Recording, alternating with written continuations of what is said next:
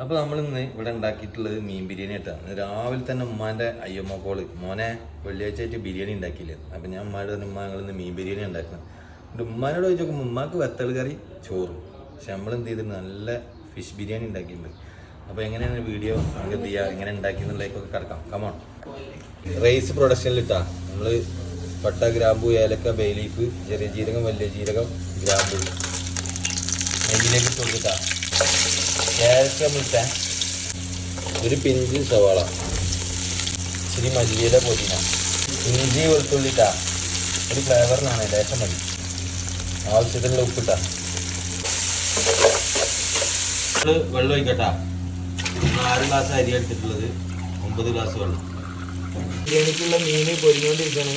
നിങ്ങൾ പറയും ഇതെന്ത് മീനാണ്? പുതിയതായിട്ട് ഓരോ ബിരിയാണിക്കും ഓരോ ആത്മാവുണ്ടെന്ന് പറഞ്ഞു. നമ്മളിവിടെ പുതിയ ബിരിയാണിക്കുള്ള എല്ലാ സെറ്റപ്പും ചെയ്ത് എന്ത് ചെയ്ത് ചെറിയ ജീരകം, വലിയ ജീരകം, ചെറിയ ഏലക്ക, പട്ട, ബേ ലീഫ് നമ്മൾ മസാല ഉണ്ടാക്കാൻ തുടങ്ങാണ്. നെയ്യിലാണ് കേട്ടോ നമ്മളിത് ഉണ്ടാക്കുന്നത്. ഇനി നമ്മൾ എന്ത് ചെയ്ത് സവാള ഇട്ടു. ഇനി സവാള നന്നായിട്ടൊന്ന് എന്ത് ചെയ്യാം, വഴറ്റിയെടുക്കാം. ഒരു ലേശം വേപ്പില,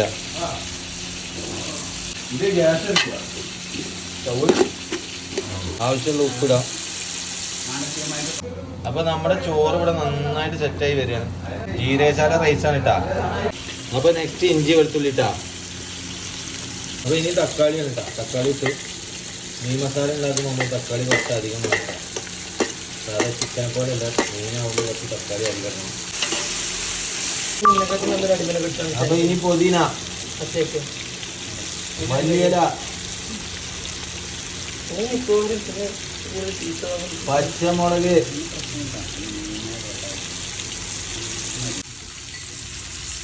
ഇനി പുളിയില്ലാത്ത തൈരിട്ട, 2 ചെറുനാരങ്ങ നമുക്ക് ചൂസ് ചെയ്യാം.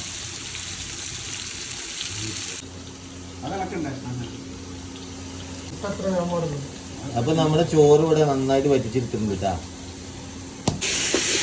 നന്നായിട്ട് നമുക്ക് എന്ത് ചെയ്യാം, അതിന് കൂട്ടി വെച്ചെടുക്കാം. മസാല ഇട്ടക്ക് ഫ്രഷ്ഡ് പെപ്പർ, പിന്നെ ഗരം മസാല, 1/2 ടേബിൾ സ്പൂൺ മഞ്ഞൾപ്പൊടി. അത് മാത്രമേ കൊടുക്കുന്നുള്ളൂ. എന്താണെന്ന് വെച്ചാൽ നമ്മൾ മീൻ പൊരിക്കുന്ന സമയത്ത് എല്ലാ മസാലകളും അതിൽ ആഡ് ചെയ്തിട്ടുണ്ട്. ഇത്രേ വേണ്ടുള്ളൂ. അപ്പം നമ്മൾ ദമ്മിങ് പ്രോസസ്സ് ആട്ടാ. ദം ചെയ്യാൻ പോവാണ്. നമ്മൾ റൈസ് മസാലയുടെ മേലെ ഇടുക. എന്നിട്ട് എന്ത് ചെയ്യാം, ഇനി എന്ത് ചെയ്യാം, നമുക്ക് മേലെ കുറച്ചും കൂടി മസാല തട്ടി കൊടുക്കാം. നമ്മൾ മീനാകുമ്പോൾ അടിയിൽ വെച്ച് കഴിഞ്ഞാൽ ഉടഞ്ഞു പോകാൻ ചാൻസ് ഇല്ല. അതിനാണ് നമ്മൾ മസാല മേലെ ദം ചെയ്യുന്നത്.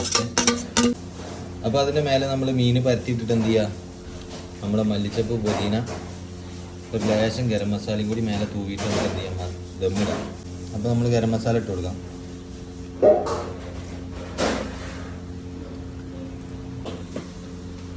ഇനി ലേശം 1/2 kg നമുക്കിതിൽ ഒഴിച്ചു കൊടുക്കാം.